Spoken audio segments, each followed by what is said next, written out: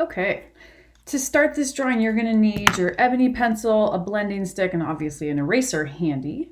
We're going to draw a basic pumpkin. So I've given you an example on the left. I usually have this in my classroom. In general, we want to keep in mind that a pumpkin is really kind of like a sphere. So I'm giving myself a very light outline. You can barely see it. That's to keep in mind where the bottom of the pumpkin is. Notice that the bottom of a pumpkin, like a sphere, is going to curve. People tend to draw the bottom of pumpkins flat if they're not paying attention. But the top of the pumpkin is back here. It's behind the stem. Okay, so be careful where you start. We're going to start by drawing that front bump. Pumpkins are like a bumpy sphere. And the fun thing about pumpkins is you really can't screw them up because they're all a little different and they're all kind of wobbly and bumpy. So I did like a long, almost an oval type of shape for that first bump on the pumpkin.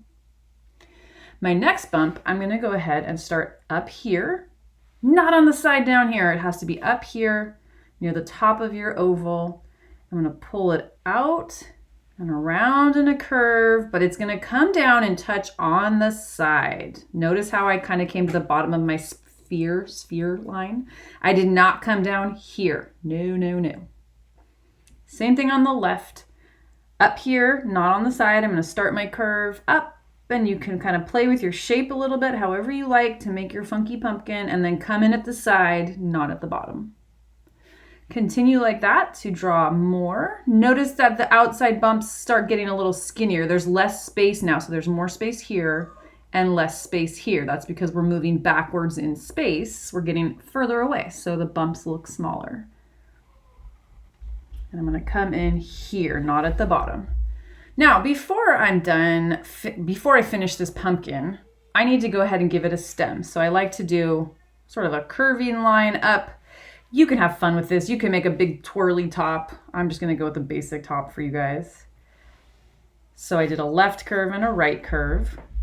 I tell my students not to do a circle on the top. It actually looks kind of funny. I do something like a triangle. Notice my triangle. Pumpkin stems are very angular. They're really rough if you've ever held them in your hand. So that triangle on top looks more like a stem of an actual pumpkin. And then I like to pull an extra line down right from the tip of that triangle down to the pumpkin again. I'm not done. This looks a little flat. Notice there's shoulders. I call them shoulders or bumps in the back here that are poking up. We see them. We see just the tip of the back side of the pumpkin poking up there. Okay, now take a second. If your sphere circle kind of got away from you, I'm going to erase that because I don't want that in my final drawing. Be careful, it might take away some of your watercolor. Now we're going to shade this pumpkin. Just like a sphere, this has a light source. It's lighter on this side and darker on this side. But we have to shade every bump on the pumpkin. That middle bump, look at it. It goes from light to dark. And again, light to dark. It just happens to be more dark over here and more light over here. So let's start with the middle one. I'm going to use my ebony pencil to make sure I'm shading nice and dark. But of course, any pencil would work if you don't have your ebony handy. I'm also going to grab my blending stick to smooth this out. If your blending stick isn't handy, your pinky finger also works when you're shading. Take that blending stick, smooth it and soften it. Now, normally I would get mad at you guys if you left me with big black outlines on anything that you're shading. We don't want outlines. But you get away with it on this pumpkin because as I move into shading this bump here, it's going to be light to dark. Well, my dark runs right into this outline, so it's really not going to show in the end. So that works out. You don't have to worry about your outlines too much on a pumpkin.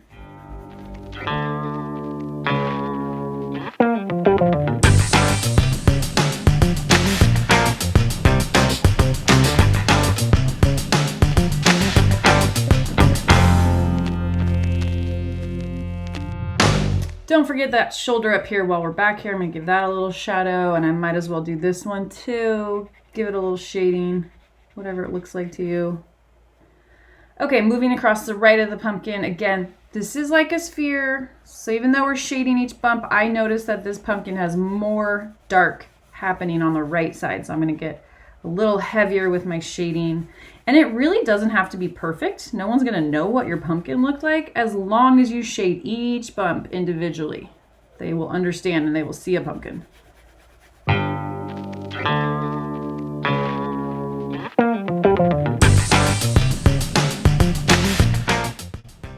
And last one. It's really dark right there. I like that. Make sure it stays lighter up top and more of the light is hitting it up there. Okay, let's not forget the stem. We definitely can't leave it looking like that. So the light is hitting the left side of the stem. I'm gonna just put a little smear in here with my blending stick. You could use just a light bit of pencil there. And on the right side, I see that it is pretty darn dark. Shade in along here.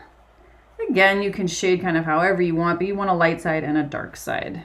The pumpkin police are not coming to check your shading work, don't worry. And give the top a little shading too. You don't want to leave anything just pure white. Now, every good pumpkin has a cast shadow. Make sure you put a nice, dark, strong shadow in here. The darker and longer your shadow is, the more spooky it will look if that's something you want. Either way, it needs to be really, really dark, like muscle black, right underneath that pumpkin edge so that we can really see a dark black shadow there. After that, you can pull your shadow and kind of fade it away if you'd like, or scribble it. It's really up to you. But make sure it's super dark right underneath it. And pay attention, the light source is on the left, so the shadow has to go to the right.